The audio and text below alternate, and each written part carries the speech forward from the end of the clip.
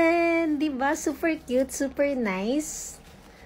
Buti na lang talaga dumating to bago mag-Holy Week kasi nga gagamitin ko siya pang alis. So, this is from Boston Tet. Super nagandahan ako dito. May nakita akong video dito sa TikTok. So, nagustuhan ko siya. Kaya, dali-dali ako nag-check out. Alam niyo naman, si Boston 10. Isa to sa kilala dito sa TikTok. And never nandi-disappoint pagdating sa quality. So, let's open! Nakikita niyo ba yan, guys? Wait lang. Oh my God. I'm so excited. Unboxing. So, eto na yung nabili ko. Super worth it talaga yung nabibili ko dito kay TikTok.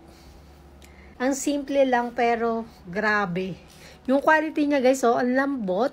Sobrang gaganda talaga ng quality. Mga product ni Boston 10.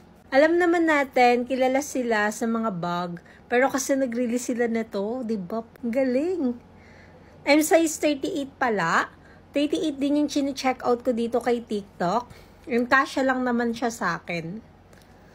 Ang ganda nito, guys. Super nice. Napaka-classic lang. So, for the tangkad din kayo, siguro mga 2 to 3 cm yung tall height niya. Worth it pag binili nyo. Pag sa mall nyo to bibilhin mga 1,000. Pero dito kay TikTok, mura lang. Nakasulit deal pa. Minsan, may pa-voucher pa yan si TikTok. Naka-pre-SF pa. Check nyo na lang din sa mga account nyo.